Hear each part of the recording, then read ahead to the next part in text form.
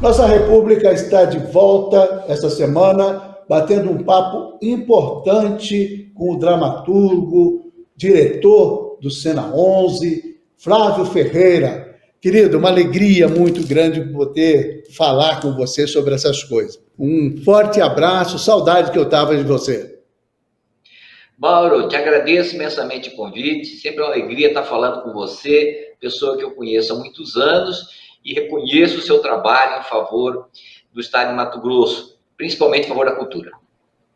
Muito bem. Olha, falando em cultura, e é isso que me interessa. Eu queria começar esse nosso bate-papo falando um pouco de você, Flávio. Flávio, assim, é uma espécie de lenda viva da dramaturgia mato-grossense, porque assim, porque é um bastião, né, de defesa da cultura, de defesa do teatro, principalmente, criador e diretor do Cena 11, que é um grupo de teatro que faz história, fez e faz história em Mato Grosso. E da onde começou isso, Flávio? Da onde começou esse seu amor ao teatro em particular? Bom, Mauro, eu penso sempre que cada um de nós nasce com os dons, né? Esses dons a gente desenvolve, alguns, outros não, e meu coração sempre teve voltado para o teatro. Eu me lembro assim da meu primeiro olhar no mundo sobre a arte foi no circo. Eu devia ter uns 6, 7 anos de idade, fui levado pela minha mãe num circo e eu me encantei com aquilo tudo. No dia seguinte, eu estava ali fazendo teatro na rua, ali para os meus vizinhos, isso Cuiabá, meio dos anos 60. Né? Então, para mim, assim, o teatro ele faz parte de um processo de reflexão, de disciplina e principalmente de crescimento moral e espiritual. Sem esses olhares, eu acho que fica difícil a gente fazer uma análise do teatro. É interessante. E, bom, você começa como criança, e como é que despertou esse amor pelo teatro já na infância? Mas como é que isso se desenvolveu ao longo do tempo? Você é advogado, claro, uma opção, uma profissão aí nesse sentido, mas você nunca se afastou da questão da cultura, da questão do teatro e desenvolveu uma carreira de dramaturgo, não?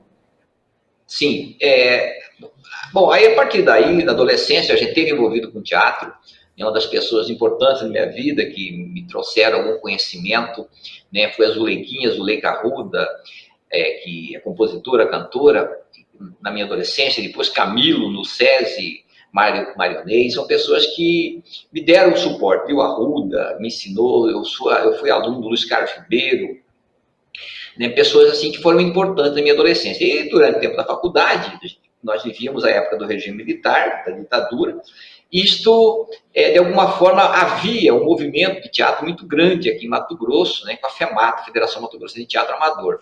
Isso influenciou toda uma geração. E apesar de que Mato Grosso, nem todos tinham um olhar do que representava a ditadura, mas a juventude é que fazia reflexões sobre isso. E a partir daí foi tendo desenvolvimento nosso. E após isso, eu me tornei professor e nas escolas que eu passava, a gente sempre trabalhava com teatro. E nos anos 90, quem nos deu um suporte para poder estar realizando cursos livres de teatro foi o colégio, na época, o Colégio Ângulo, né, que é o Colégio Isaac Newton. Né? E ali, a partir de um curso livre, nasceu da demanda dos estudantes para nós montarmos um grupo. E foi quando, mais especificamente, no final dos anos 80, no ano de 1989, nasceu o Grupo Cena 11. E de lá para cá, esse grupo vem aí, de alguma forma, fazendo alguns trabalhos, e alguns saíram, outros chegaram, e essa mistura, né, de reflexões, de pensamentos e de mudança dos tempos, eu acho que foi trazendo subsídios para que o grupo permanecesse até hoje. Eu não sei se é uma percepção equivocada minha, Flávio, mas a sensação que eu tenho é que hoje o teatro não tem a mesma força que tinha há 15, 20 anos atrás em Mato Grosso, como aconteceu, apesar de termos artistas maravilhosos, apesar de termos... Aconteceu também com as artes plásticas. As artes plásticas teve uma efervescência muito grande E hoje parece, assim, a sensação que eu tenho, ou por falta de movimentação, por falta de espaços, de exposições, de mobilização dos próprios artistas, eu não sei bem a razão, isso você vai me ajudar a entender, mas eu sinto que há um certo, enfim, há uma certa estagnação nesse movimento. Eu estou enganado?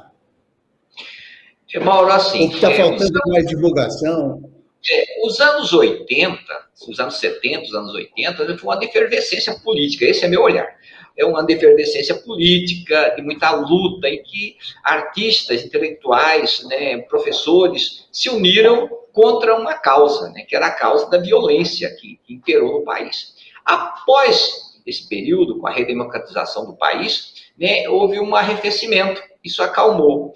Mas, no Brasil e Mato Grosso, nós percebemos essa retomada dessa luta dessas classes após a pandemia. E com o início do governo Bolsonaro, na verdade, que começou essa insatisfação geral da classe. Então, quando veio o atual governo Bolsonaro, que acabou com o Ministério da Cultura, que começou a tomar uma série de decisões profundamente desequilibradas, e veio a pandemia, essa violência, essa dor que a classe cultural de Mato Grosso, e aí mais especificamente a das artes cênicas, do teatro, se uniu. Eu me lembro que quando começou a pandemia, desemprego, foi a classe que mais sofreu, foi a classe artística, porque shows foram cancelados, peças de teatro canceladas, sabe? Parou tudo, o comércio se A manteve de uma necessidade forma... de isolamento levou todo mundo para essa situação, né? Foi um período Exatamente. bem complicado. Bem difícil. E aí, nesse momento de dor, a classe começou novamente a se agregar, começou novamente a reflexões, a pensamentos, e eu nunca vi, sabe, depois da ditadura militar, do fim da ditadura militar, eu nunca vi tanta união em prol de uma retomada, de uma reflexão, sabe, de termos atitudes reais em favor da classe. Começamos com, desde distribuição de cestas básicas a pessoas, a artistas que estavam totalmente passando necessidade, até articulações políticas que nós levamos para a Secretaria de Cultura do Estado, principalmente, sabe, pedindo editais, pedindo apoio à classe, e ali surgiu um novo pensamento. Então, hoje nós temos uma juventude muito mais engajada, politizada, porque sentiu na pele toda essa violência praticada pelo governo Bolsonaro. A partir dessa violência praticada, e a classe percebendo que se não unisse, se não tivesse aí uma decisão política de poder pressionar o nosso governante, isso poderia piorar. Então, eu vejo nesse momento essa retomada a partir dessa dor, porque eu sempre vejo fazendo essa análise do que foram os anos de chumbo e agora para este governo, o que une a pessoa, quer individual, quer coletivo maior, é a dor. E todos que passaram por esse processo de dor se uniram e têm esse momento de força. Para você você está acompanhando, você sabe que a Lei Paulo Gustavo e a Lei Aldir Blanc só se efetivou graças à união do país. Mato Grosso foi um dos protagonistas nessa luta, união de classe, sabe, articulando com deputados, com senadores, marcando reuniões, agendando, apresentando propostas formais. Então, se nós temos hoje essas leis nacionais, Aldir Blanc e Paulo Gustavo, foi sim, foi esta classe que se uniu a partir dessa violência que ela sofreu e viu a necessidade dessa articulação. Aliás, essa lei Aldir Blanc, Flávio, acabou gerando a possibilidade de muitos projetos dos últimos 4 anos, aqui em Mato Grosso. O governo do estado acabou trabalhando bem essa questão de alguma forma, se comparado aos anos anteriores, é claro, e a gente teve muitos editais, muitas atividades culturais em todos os setores da cultura, não só no teatro, cinema, literatura, nas artes plásticas, enfim, a gente viu um movimento cultural forte, incentivado, fomentado pelos editais. Você concorda comigo que houve isso e que isso trouxe uma capacidade de articulação maior para a classe artística? Com toda certeza, Mauro, você fez uma fala importante e verdadeira. Enquanto o governo federal abandonou completamente a cultura, o governo do estado de Mato Grosso fez um movimento contrário. A Secretaria de Cultura do Estado de Mato Grosso fez um investimento forte e graças a esse investimento forte nos editais, no apoio à classe cultural, é que nós temos hoje uma sobrevivência e mais que sobrevivência, nós temos aí totalmente pessoas preparadas para o movimento. E aí eu vou te dar um exemplo. Quando nós falamos de artistas, né, o primeiro olhar que muita gente tem é que são pessoas que não têm preparo, faz o que dá na cabeça, e não é verdade. O artista, ele é uma pessoa que não se enquadra nos padrões que querem nos impor. Esse é o artista. E, por outro lado, esse artista, ou de teatro, de dança, ou de artes plásticas, o foco dele é aquilo. Ele sabe fazer muito bem aquele trabalho. Mas aí vem a questão burocrática. E alguns artistas pecavam pelo despreparo nesta burocracia, na hora de preparar projeto, na hora de prestação de contas. E os editais que a Secretaria de Cultura do Estado de Mato Grosso fez, viu isto e preparou também esses profissionais. Então vamos lá, o mestre da viola de coxo, lá do São Gonçalo Beira-Rio. Ele é um excelente mestre violeiro, mas ele não sabia fazer projeto, não sabia prestar conta. Então a Secretaria de Cultura preparou pessoas, produtores culturais, preparou profissionais para que pudesse realmente, este mestre da viola de coxo, ele fazia aquilo que ele sabe fazer, enquanto que teve formação, ele teve preparo para que ele pudesse, além disso, ter também um produtor cultural que pudesse fazer o seu projeto e que pudesse depois prestar contas para que ele não ficasse com pendência perante o Estado. Então, realmente, foi um ganho muito grande. Uma providência importante, né? Exatamente. Uma providência importante. Essa coisa dos projetos, do acesso aos projetos, depende de algum conhecimento técnico e de legislação, etc. É um processo burocrático, não tem como fugir muito disso quando se trata de dinheiro público. Mas eu acho que você falou uma coisa que eu reputo da maior importância, da vontade política de fazer. Porque o recurso sempre acaba tendo, né? Se quiser ter, é uma questão de prioridade e a questão de entender a importância da cultura, né? Mato Grosso é muito rico, porque tem uma diversidade enorme. Eu sou muito fã das artes plásticas em Mato Grosso. A gente tem artistas incríveis no estado inteiro, em todas as regiões do estado. Temos expoentes nacionais e internacionais, como o nosso saudoso Adir. Enfim, a gente percebe que Mato Grosso tem uma riqueza cultural muito forte, né? Com as influências indígenas, com a influência dos negros, com essa mistura de gente de todos os lugares do país. Enfim, isso me parece que provoca uma efervescência importante. E eu acho que a Secretaria de Cultura, principalmente com o Beto, hoje deputado, acho que se elegeu exatamente por essa condição forte do trabalho que fez lá na Secretaria de Cultura, e tomara que ele continue com essa venda, até porque ele é artista também. Mas essa coisa é importante, né? De como o fomento público pode enriquecer, pode garantir uma produção cultural efetiva, não é isso? Exatamente, Mauro. Infelizmente, nem todos têm esse olhar da importância da cultura. Todo mundo precisa de cultura. A pandemia mostrou isso. Quando a gente ficou trancado em casa, as pessoas tiveram que ler livros, ver filmes, sabe, ouvir música, e o mundo, e o país só sobreviveu graças à cultura. A gente precisa comer, a gente precisa beber, mas isso não basta, né? Eu sempre penso que o melhor profissional da área de exatas, o melhor contador que tiver, o melhor administrador de empresa, se ele não tiver aí no seu coração paz, ele vai produzir com má qualidade. Se ele não tiver um teatro para ver, se ele não tiver música para ouvir, se ele não tiver um livro para ver, se ele não tiver uma exposição de arte para prestigiar, ele vai ter... O seu coração não vai estar bom. E quem não tem um coração bom, ele não produz o racional com qualidade. Né? É uma questão lógica. O motorista de ônibus, quando ele vai trabalhar, se ele estiver em paz, sabe, ele vai conduzir o ônibus com tranquilidade. Para isso, ele tem que ter, quando chegar em casa, no seu lazer, ele tem que ter opções. E as opções são a cultura. É a cultura que são as opções que ele tem para se reequilibrar. E isto é que muita gente não vê. Outra coisa que algumas pessoas não veem também é que a cultura é a indústria mais limpa do mundo, é a indústria que mais emprega no mundo. Essa não é a minha opinião. É só acessar os Googles da vida que vai perceber qual é a indústria mais limpa que existe no mundo. É a indústria da cultura. Qual é a indústria que mais emprega, que mais gera renda, mais do que a farmacêutica, mais do que os automóveis? É a indústria da cultura e do turismo, que andam juntas. Eu fazia estava pensando recentemente, a gente está diante da Copa do Mundo, né? Você vê um país como a França, que é um país pequeno, né, em tamanho territorial, sabe, que a população não é tão grande, mas olha o que a França faz para o mundo, não só no futebol que estão falando.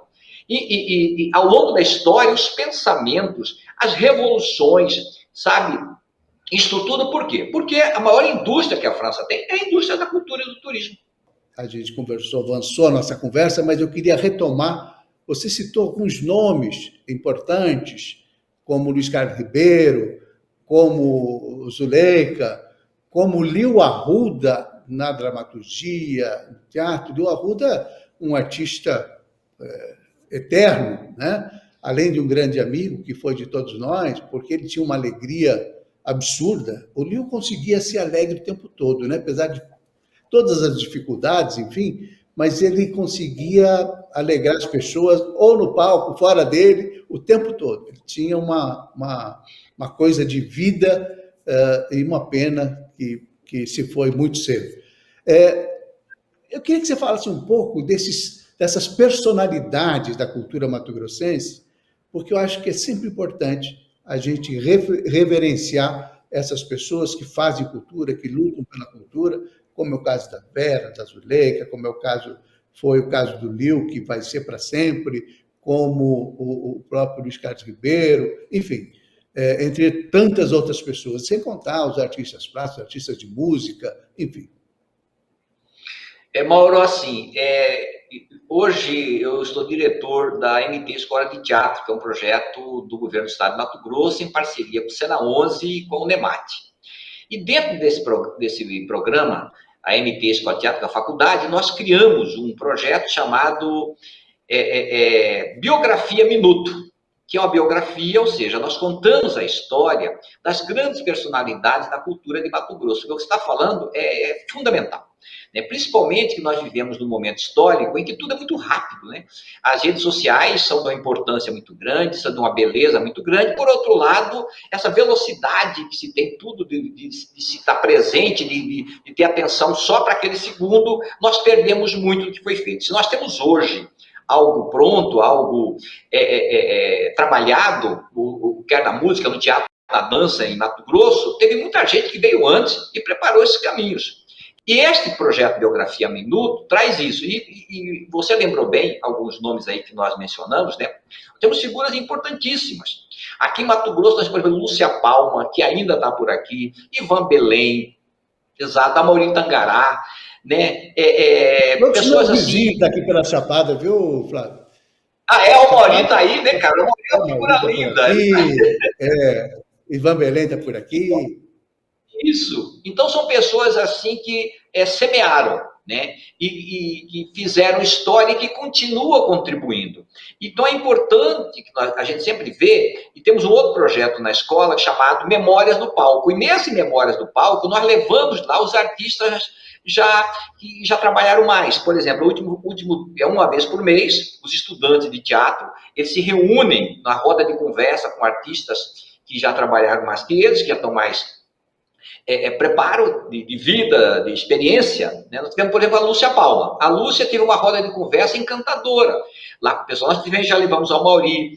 Então, são pessoas assim que nessa troca de saberes é fundamental. Por que nós temos feito isso? Desculpa perguntar, essas rodas de conversa têm sido documentadas em vídeo? Tem. Como é que está? Todas documentadas, e a gente vai disponibilizar a partir de janeiro. E aí, se você puder nos apoiar, já fica repetido. Com toda certeza, faço questão, porque eu acho que é super importante. Eu acho é isso que falta, sabe? Memória é tudo também, né? Você não consegue caminhar para frente sem memória, né?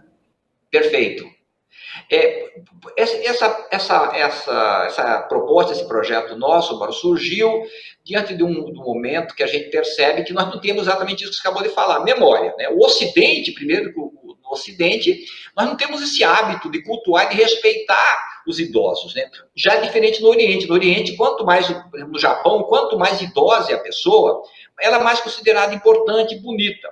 E isto eu consegui identificar junto à etnia Chavante, que eu tive o privilégio de ser batizado por Chavante, e lá a pessoa idosa, ela é referenciada, ela é respeitada, quando ela fala, há um respeito, há uma reflexão, a pessoa idosa sabe ouvir também a juventude, tem esse momento de análise, mas essa pessoa idosa, que já viveu mais, que já experienciou mais, ela tem um lugar de fala muito importante. Então, são pessoas que precisam ser valorizadas enquanto estão por aqui, né? Porque a vida é muito rápida, né? A gente estava comentando isso aqui. Daqui a pouco, a gente não está mais aqui e deixou alguma contribuição. É verdade, Fábio. A gente fica meio que... Mas, assim, eu queria voltar ali no minuto que você... São 2 projetos, né? Biografia. O da roda de São 2 conversa. produtos. Biografia Minuto, que a gente disponibiliza nas redes sociais, e... Sim. Essa biografia tem sido feita para as redes sociais? É um vídeo ou é um texto? Assim, há uma pesquisa da pessoa, quem faz a pesquisa para nós é o historiador João Carlos Vicente Ferreira, que você conhece, que é uma figura lendária. Né? O João manda para nós. Uma revista fantástica, sou fã dele demais. Exato, o João manda, aí nosso locutor grava aquele áudio, aquela fala, com imagens daquela pessoa, e isso é disponibilizado nas redes sociais. Isso nós interrompemos apenas agora no período eleitoral, porque houve uma proibição, mas em janeiro agora a gente já retoma com toda a força. Se você quiser, inclusive, tem um monte de material, posso estar te mandando aí também. Manda sim, porque eu acho que essas coisas são importantes. Eu fico cobrando aqui, mas eu vejo assim que às vezes a imprensa, de uma maneira geral, ela acaba não dando tanta relevância quanto deveria para situações como essa, né? Falando em imprensa, eu queria uma outra coisa que eu sinto muita falta. Eu fui diretor, como você sabe, da Gazeta, do jornal A Gazeta, diretor de redação durante muitos anos, fui fundador do jornal, enfim. E lá nós, por um bom período, a gente teve a temporada da Gazeta de Teatro, que anualmente trazia espetáculos de fora, como uma forma de fomentar a cultura aqui dentro, aproximar os grandes mercados de produção teatral do país, trazer para dentro de Mato Grosso. Isso foi uma coisa bem efervescente, porque tinha espaço na TV, no jornal, lá no Teatro do FMT, enfim, uma movimentação importante, né, com artistas vindo de fora, trocando experiências. Hoje isso não tem mais acontecido. O teatro de fora quase não vem aqui. Tá certo, a gente passou nesses 4 anos situações bem difíceis, tanto do ponto de vista político, como também pela questão da pandemia. Mas você acha que é possível iniciativas como essa ressurgirem a partir do próximo ano, com uma outra perspectiva política, de governo, de reconstrução da questão da cultura nacional? Mauro, eu me lembro, sim, do projeto da Gazeta. Eu lembro que você criou, basicamente, a ideia da Gazeta foi fundamental. E o detalhe, né, importante que a gente vai se registrar também, né? A Gazeta, com você lá, foi fundamental no apoio à cultura em Mato Grosso. E eu me lembro que esses espetáculos, eles eram importantíssimos, porque mobilizava a classe cultural, não só para as pessoas irem como lazer, mas nós íamos também para aprender teatro. A gente aprende muito teatro vendo teatro. Então, era fundamental. E aí, o que eu vejo hoje, porque hoje, como a MT Escola de Teatro funciona no Cine Teatro Cuiabá, há sim alguns espetáculos que vêm dos outros centros.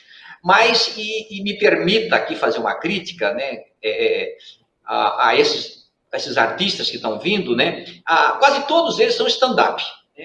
Temos que respeitar todas as formas de arte, não vai aqui um desrespeito, mas um olhar diferenciado. Eu penso que o stand-up é importante, mas há necessidade, sim, que outros espetáculos venham para Mato Grosso, sabe, que apresentem, para que tenha outros olhares, porque senão a gente vai ficar muito nessa do stand-up, né? Tudo bem que a gente precisa sorrir, a gente precisa de alegria, mas a gente precisa também de reflexão, né? E o stand-up, eu tenho minhas restrições em relação a isso.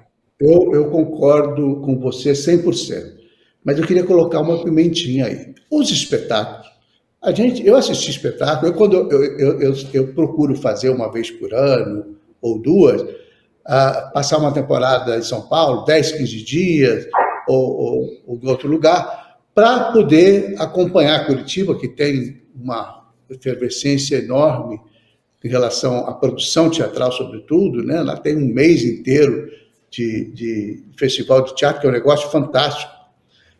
Mas eu procuro ir para justamente ter essa coisa de tomar um banho, né? De cultura, de como quem vai num shopping tomar um banho de loja, eu vou lá para assistir peças, ver com a Michelle, minha mulher. E aí, assim, o que eu sinto, e eu assisti grandes espetáculos, grandes musicais, coisas assim, que só um mercado do tamanho de São Paulo é capaz de absorver, por conta da estrutura, por conta do custo, superproduções com muitos artistas em cena. É muito difícil que isso se desloque sem um patrocínio consistente, sem um fomento estatal que se justifica, inclusive, né? Eu sinto assim que essas coisas do stand-up, de pequenas peças com 1, 2 artistas, acabam sendo economicamente mais viáveis, né? Mas eu concordo com você que acaba empobrecendo um pouco o repertório, né? Porque a cultura é muito mais ampla do que a piada, do que, enfim. E aí, como é que resolve uma situação como essa? Como é que atrai grandes espetáculos para um centro distante como é Cuiabá, como é Mato Grosso? Mauro, como a gente estava já conversando a respeito, né? Foram 4 anos de abandono da cultura pelo governo Bolsonaro. 4 anos representam uma violência muito grande, né? Para você ter uma ideia, a Lei Rouanet, que é uma lei, não é excelente, mas é uma lei razoável, né? Houve uma série de restrições, só podia passar espetáculo por uma censura, né? Você imagine, textos a esta altura do campeonato, peças censuradas, e foi isso que esse governo federal fez, né? Limitou teto, deu palpite sobre cachê, sabe? E gente totalmente despreparada. O que acontecia antes da pandemia e antes do governo Bolsonaro, né? Havia incentivos, havia investimentos, né? Você, quando aprova um projeto, se faz todo um estudo. Por exemplo, se trazer um espetáculo para Mato Grosso, né, passagem aérea, alimentação, isso tudo tem um valor estipulado. E isso é fomento à cultura.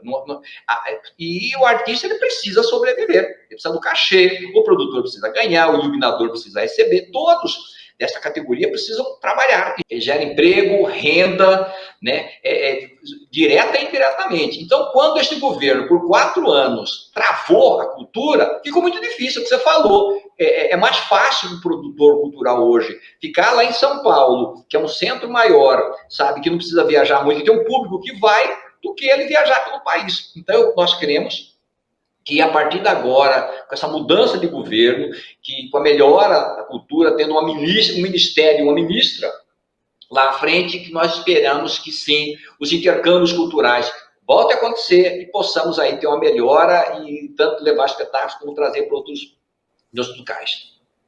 E rezar aí para que a iniciativa privada, assim como teve a Gazeta Sensibilidade durante muito tempo de conseguir manter questão da temporada de teatro, como manteve exposições lá numa galeria de arte, lá no prédio da Gazeta, alimentando, fomentando, criando eventos destacando os nossos artistas, né?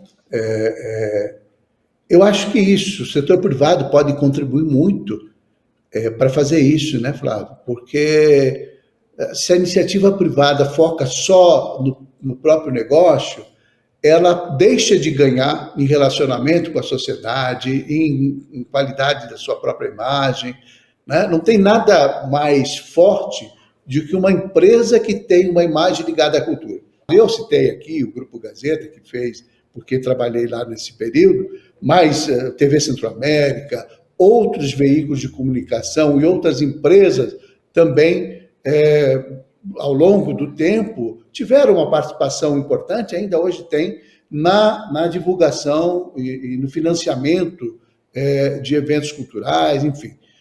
E eu queria ver se, assim, você falou da questão da mudança, a perspectiva de que haja uma mudança em relação à cultura, com a mudança com o governo Lula, a partir agora de janeiro, mas Mato Grosso, você vivenciou isso, acho que todos nós vivenciamos isso, teve, nesses 4 anos também, um suporte importante e promete que, a partir do ano que vem, a história se repita com alguma ampliação de recursos. Como é que você vê isso? Como é que você sente isso? Você acha que vai acontecer? Bom, Mauro, assim, em relação à iniciativa privada, eu concordo plenamente com você, mas eu preciso fazer aqui um registro. O Sena 11 tem 34 anos de existência. Desses 34 anos de existência, nós sempre tivemos apoio da iniciativa privada. Desta ou daquela empresa, pouco ou muito, a gente sempre teve apoio. Então, é importante registrar isso, e isso com esse olhar que você colocou muito bem, né? A empresa, quando ela apoia um evento cultural, uma peça de teatro, uma exposição de obra de arte, um filme, ela está investindo na sua imagem, ela quer esse retorno, ela quer ser bem vista pelos consumidores. E exatamente isso que acontece. E nós esperamos agora, com esses incentivos fiscais que vão ocorrer a partir do ano que vem, que através da Lei Aldir Blanc II e a Lei Paulo Gustavo, que vão dar uma certa estabilidade para o setor, nós esperamos que haja também um investimento aí das empresas privadas, para ter esse retorno que elas precisam de mídia. Né? Você é uma pessoa de mídia, você sabe que é fundamental para a sobrevivência de qualquer negócio que a empresa seja bem vista. E às vezes uma informação ruim de uma empresa pode desestabilizá-la completamente. E várias informações positivas são necessárias para construir um nome, construir todo um processo de bom negócio. Então, nós achamos sim que a partir do ano que vem, porque foram aprovadas 2 leis com muita luta, com muita dificuldade no setor cultural de todo o país, para que haja investimento público. E a gente precisa, novamente, enfatizar isso. Investimento público na cultura não é dar esmola para ninguém. Não. Primeiro que é uma obrigação legal. A Constituição Federal, que é o documento mais importante no país, ela diz que é fundamental a cultura, precisa haver um investimento na cultura através de leis. E o que se está se fazendo hoje é tentando resgatar isto. Então, quando se há R$1 de investimento na cultura, gera-se pelo menos mais R$5 de retorno, diretos e indiretos. São pessoas empregadas, é a cultura que se movimenta a economia, gera renda, gera imposto, gera tudo, né, Flávio? Exatamente É uma engrenagem importante, né, no sentido de fazer girar a roda da economia.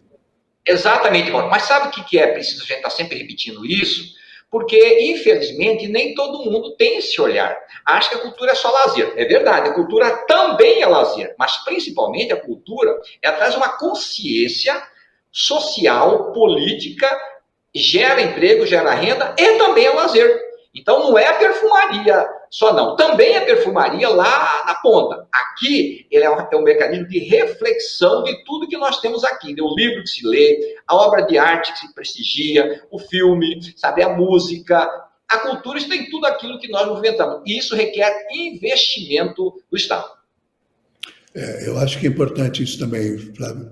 E eu tenho convicção, a gente ainda não sabe se vai ter alguma mudança na Secretaria de Cultura, agora nessa nova gestão do Mauro, mas uma expectativa muito forte de que os editais se repitam, que o governo estruture melhor esse fomento à cultura, que chegue a todos os rincões do Estado, que eu acho que Mato Grosso, o Mato Grosso virou, apesar de ter uma população relativamente pequena, mas é impressionante como tem uma capacidade de produzir coisas em todas as cidades, né? Você citou, por exemplo, a questão do cinema, e cinema vive um momento muito especial, né? Aqui em Mato Grosso. Talvez até um pouco mais do que o teatro, mas tem muita produção de cinema sendo feito. Minha querida amiga Codeberg produzindo seus filmes, sendo premiada no mundo inteiro. Enfim, artistas regionais assim se destacando muito no teatro, na mesma linha do humor. O humorista eu acho que é um ator ainda mais especializado, enfim, né? Tem Tiago, enfim, temos personagens que já se incorporaram ao dia a dia da nossa cultura, da população de uma maneira geral, se identificam, né? Então, assim, diante dessa potencialidade nossa, né, e com essa visão econômica de que a cultura é uma indústria que produz riqueza sem com uma sustentabilidade fantástica, porque não é poluidora, não gera detritos, muito pelo contrário, né? Produz uma série de vantagens aí para as pessoas e muita riqueza, né? Porque movimenta não só os profissionais da área, né? Movimenta o mercado em torno da área, desde a indústria gráfica, enfim, todo mundo é uma grande cadeia que acaba sendo beneficiada com a cultura.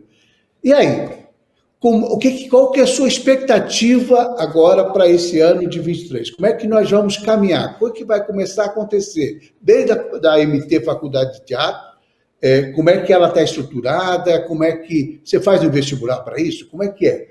Como é que a pessoa, o adolescente, o jovem, o cidadão, o idoso que quer fazer teatro e quer estudar, como é que ele chega lá? Bom, Mauro, essa sua fala ela é importante por conta justamente desse aspecto que nós estamos aqui abordando, que é a questão da profissionalização, né? Todo mundo quer qualidade, quer um café, quer uma peça de teatro, quer um filme que assiste, né? O mercado ele é exigente. E a partir disso que nós criamos a MT Escola de Teatro, que é a primeira faculdade de teatro em Mato Grosso. É uma parceria do Sena 11, da qual nós fazemos parte, da Secretaria de Cultura de Mato Grosso e a Unemate. Então, criamos essa faculdade. Hoje nós temos um campus aqui em Cuiabá. As aulas funcionam no Cine Teatro Cuiabá e na Casa Cuiabana. E outro campus lá em Cáceres, da Unemate.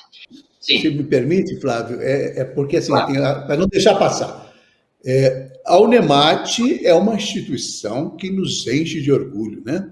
É uma instituição extremamente inovadora, está sempre na vanguarda das coisas. É impressionante como a gente precisa aprender a valorizar a nossa universidade estadual, porque ela é responsável pela formação de profissionais no estado inteiro, né, em todas as áreas, e ver ela ministrando aulas de teatro, quer dizer, abrindo suas portas para isso, realmente é de encher o peito da gente de orgulho. Pode continuar, desculpa interromper. É verdade. Não, cara, sua abordagem foi muito bacana, porque a Unemate, complementando sua fala, né, ela está em todos os municípios de Mato Grosso, todos, quer presencial, quer online, é algo assim anormal e nem todo mundo tem esse conhecimento. É uma universidade de excelência, a Universidade Carlos Maldonado, e eu e você tivemos o privilégio, inclusive, de conviver com o Maldonado. Foi meu colega secretário de Estado, aprendi demais com ele. Uma figura linda que nós tivemos o privilégio de conviver com ele, que trouxe essa ideia e se tornou esse gigante que tem parcerias hoje com o mundo todo. E criou-se, então, essa faculdade de MT Escola de Teatro. Tem vestibular, sim, todo ano. O vestibular é em março. Nós divulgamos isso com antecedência. E assim, Mauro, quando se fala nesta faculdade de arte cênica, faculdade de teatro, o primeiro olhar talvez se tenha que é para formar atores. Sim, nós também formamos atores. Mas quando o candidato faz a sua inscrição, ele tem que dizer para que ele quer fazer o curso. É para ser ator, ou diretor, ou dramaturgo, ou produtor cultural, ou sonoplasta, ou iluminador. sabe? Ou cenário figurino. E você que é uma pessoa de televisão por muito tempo, você sabe que, por exemplo, e aí você agora, esse programa muito bacana na nossa República, você sabe que você precisa de sonoplasta, você precisa aí de iluminador. Então, esses profissionais do mercado, até então, eles eram formados no aprender fazendo. Hoje, eles têm uma formação técnica na MT Escola de Teatro. Então, esses cursos, eles são feitos hoje, é um curso tecnólogo, 2 anos de duração, presencial, de segunda a sexta-feira acontecendo, e eles são formados, e quando eles terminam a faculdade, eles estão prontos para o mercado. Então, não é só o ator, não só o diretor. Então, todas essas pessoas que terminam, são 50 vagas todo ano, eles saem de lá, sabe, com esse preparo. Porque é um curso tecnólogo, é um curso de prática. E aí, ele é uma das frentes que nós fazemos com a MT Escola de Teatro. Outra frente a partir de 2014, né, a LDB, ela criou esta necessidade de que todas as escolas do Brasil precisam ter curso de artes. E não se tinha um profissional preparado. Então, hoje nós temos. A partir de 2016, quando nós começamos o curso, hoje Mato Grosso tem aí 50 pessoas formadas a cada ano, prontas para o mercado e que já estão sendo assimiladas para as escolas públicas e para as escolas privadas que são obrigadas a ter o curso de artes. Um pouquinho sobre o currículo desse curso de 2 anos. Claro que, Maria, é rápido, a pessoa sai com um diploma de uma universidade, enfim, aprende uma profissão que tem uma demanda enorme. Um iluminador na área de eventos é um negócio impressionante o que precisa. Um sonoplasta na área de eventos é impressionante o tanto que precisa. Nós temos muitos eventos, né? Não estou falando só de teatro, não. Tá? Enfim, e realmente você... Mas eu queria saber o seguinte, então, assim, você é focado, o curso é focado num aspecto, ou ele é só para ser iluminador, ou é só para ser, ou ele tem um currículo base que dá a ele uma currículo. Sim, tem um currículo, esse currículo foi aprovado após passar pelos conselhos da Unemar, foi aprovado pelo Conselho Estadual de Educação e pelo MEC, isso está no catálogo de cursos do MEC hoje, e quando o estudante começa o curso, ele tem aulas que nós chamamos específicas, por exemplo, o estudante de sonoplastia. E esse estudante de sonoplastia tem um estúdio montado, nós montamos um estúdio profissional, que lá na Casa Cuiabana tem um professor que vai ensiná-lo a mexer em cada botãozinho daquele, volume, som, etc, etc. Então ele tem essa aula específica, mas ele também tem a aula com o coletivo, porque o projeto da MT Escola de Teatro é um projeto coletivo, né? A pessoa que está tendo, num momento separado, aula de sonoplastia, no segundo momento ele se integra aos estudantes de atuação, direção, cenário figurino. O estudante que tem aula de figurino, há um momento que ele estuda separado como confeccionar figurino, o que é o figurino, todo o processo, enfim. No segundo momento, ele se integra àquele grupo. Então, isso acontece dentro de um sistema de aula previsto, uma programação de aulas de segunda a sexta-feiras. E outra, Mauro, já fica aqui o convite para você. Durante o semestre, o estudante ele tem que fazer 4 apresentações. 3 apresentações internas para os estudantes, para os professores, e uma 4ª apresentação aberta ao público, para que as pessoas vejam qual é o produto. No início de cada semestre, é definido um tema daquele semestre. Este tema, por exemplo, o que nós estamos vendo agora, esse semestre agora, que se encerra em fevereiro, por conta do atraso que teve da pandemia, os estudantes fazem essa análise do comparativo dos anos 80 e dos anos 2000. Então, tudo feito fazendo essa costura, essa reflexão, essa pesquisa, tudo é baseado em pesquisas, de o que eram os anos 80 e o que são os anos 2022 agora. Então, isso tudo é trazido para o palco, e aí entra, assim, cada profissional neste coletivo, aquele estudante... Cada um fazendo a sua parte dentro do espetáculo, é isso? Exatamente isso, Mauro. Exatamente. Flávio, eu queria muito que a gente pudesse continuar esse papo, não vai poder porque o nosso tempo acabou, mas assim, já fica aqui o convite, daqui para o ano que vem a gente vai voltar a bater papo, porque eu acho que é super importante que cultura esteja na pauta de toda a imprensa o tempo todo. Acho que isso não pode, é uma forma que a gente tem de contribuir, inclusive com a evolução da sociedade, com o pensamento, com a capacidade das pessoas de refletirem sobre... A gente assiste tanta coisa absurda acontecendo no nosso dia a dia. As pessoas acreditando em cada absurdo.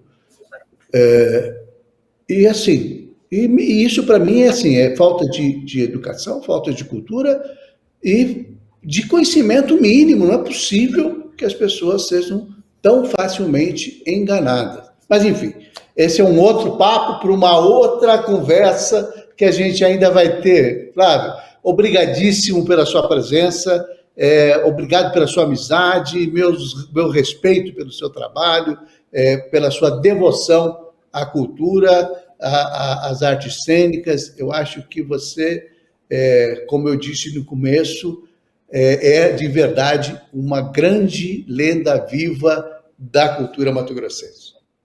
Obrigado, Mauro. Agradeço a generosidade sempre. E penso sempre que só tem uma forma de nós mudarmos esse país, né? Através da reflexão, através do nosso comprometimento com cada um e cada uma de nós fazendo aquilo que ama.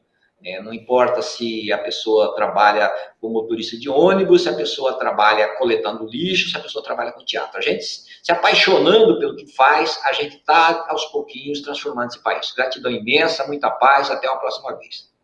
Até a próxima.